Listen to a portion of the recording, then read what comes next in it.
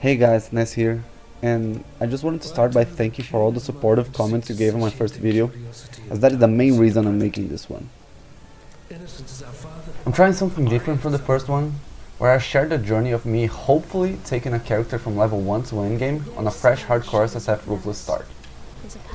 I'm going with a generic Minion Necromancer build here for a couple reasons. First, I think minions are in a good place overall and are very flexible with supports, which is good for Ruthless. Second, I believe having a farmable unique weapon, especially a two-hander that you can get multiples of, is a good strategy for SSF Ruthless, as the weapon is your main source of damage from gear, and if you can get a unique one in bulk, you can try to 6-link them by corrupting and using tainted fusings. So the weapon I'm aiming for in endgame here is the Broken Elegy, the unique staff that Saresh drops about half the time. Now, as I'm not the best player, there is a chance that I die before getting that far into the endgame, but that's the nature of hardcore. But I like how when you reroll in hardcore, it's like your character is an heir inheriting the prized possessions of your deceased character. I'm also gonna do this without muling gens, because I don't like muling, and I think it's perfectly fine to not mule with this build. The goal is to show the most interesting parts of the journey, but as I've never done this before, please let me know if you think I'm showing too much or too little. As we kill Hillock here, he drops so many items that if it wasn't for the quick step gem, I would doubt if I actually checked Ruthless upon creating this character.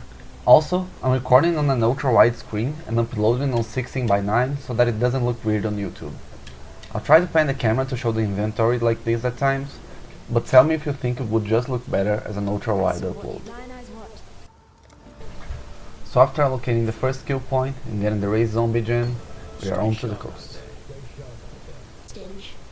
Yes, we are using Fireball because we didn't use for rolling magma, and I swear it's not as bad as it looks once you actually aim like you're not drunk, as it has a small splash effect on monsters.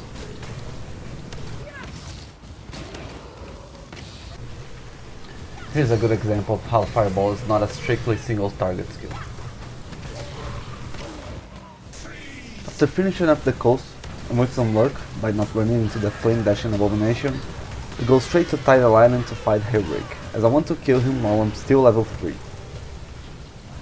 The reason I do this is because if you turn in the medicine chest while you're level 3, the Quicksilver Flex reward will be item level 3. And that matters because at item level 4, you can roll the freeze immunity suffix, and while freeze immunity is nice to have, I don't like my Quicksilver Flex going from 2 seconds duration to only 1 second. Now here in the Mudflats, we get our first Mirage, where we wish for trinkets to get some jewelry. But I decide to first finish the Breaking Some Eggs quest and get our Thermal Raging Spirit Gem to both get stronger and start leveling it, as minion skills scale a lot with levels. Back to the Mudflats and into the Mirage, I get my first Orb of Transmutation, which I immediately use on my Quicksilver Flex to showcase the earlier point of how it cannot roll the reduced duration mod. After clearing the Mirage, we get our reward, which unfortunately is a rustic sash with an attack mod. We then head to the Fetid Pool for some extra XP and gear, and of course we get the deluxe Fetid Pool experience of walking through the entire zone twice to look for a stray roa to finish the quest and satisfy my OCD.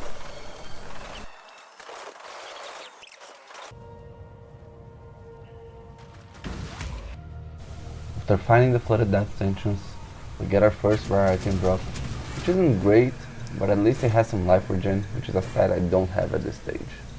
We wish for ranged weapons at the Mirage, because the only ranged weapons are wands and bows, so I would guess that's a 50% chance for wands. Then head to kill the Dweller, get our essence, and kill him again inside the Mirage, where he doesn't drop an essence. And I could swear that at League Start I got double essence for killing him both in and out of the Mirage, but maybe that patched this since. Upon clearing the Mirage, we hit level 9, get our first notable on the passive tree, and actually get a 1 from the reward, which at least has some mana as a useful stat for me.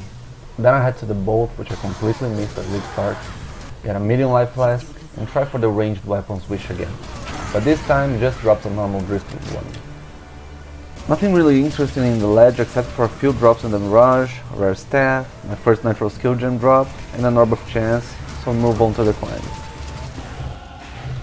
After getting our second minion notable, which allows for an extra zombie, we go with increased rarity to try and improve the Legion rewards inside the Mirage, but even with 2 chests, we don't get lucky.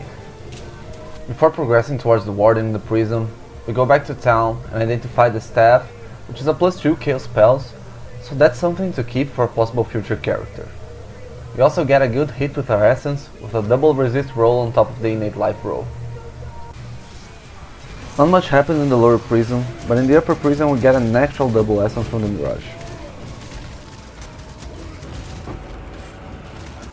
The Brutus fight is also pretty easy with this build by just kiting and casting SRS, no aiming required, for which my 2 left hands are thankful.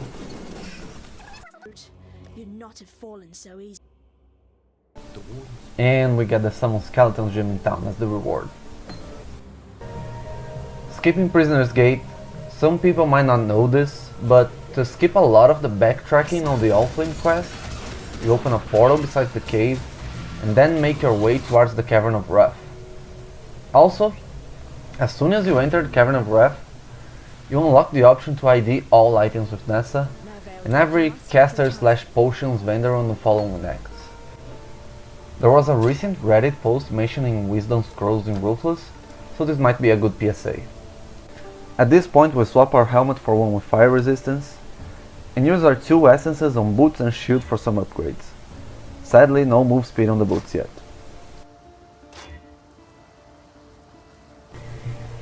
Back through the portal, we get the Allflame and make quick work of Fairgraves. In the Cavern of Anger, we stumble into the very first time we take some natural damage with the exploding screens. But by being very over-leveled, it's not as dangerous as it could be. Afterwards, we hit level 18 and get our first unique item wish from a Mirage. I get kind of upset that it's the charge on kill gloves, which don't do much for me since it's the minions doing the killing, but I remember it has cast speed, which helps somewhat with SRS damage since we get more spirits, and I decided to ID and equip it before fighting Military. I'll let the fight play out since this is an act boss to show a bit how the character is performing at this stage. If you're enjoying this follow along format, please let me know in the comments. Any feedback is greatly appreciated.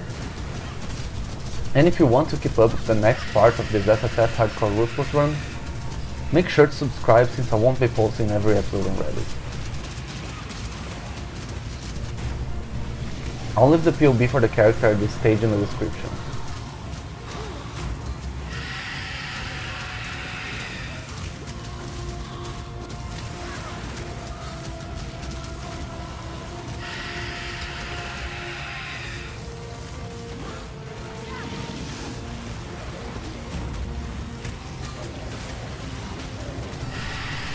Again, thank you so much for the support, and I hope you like this new series, so see you next time, if there is a next time.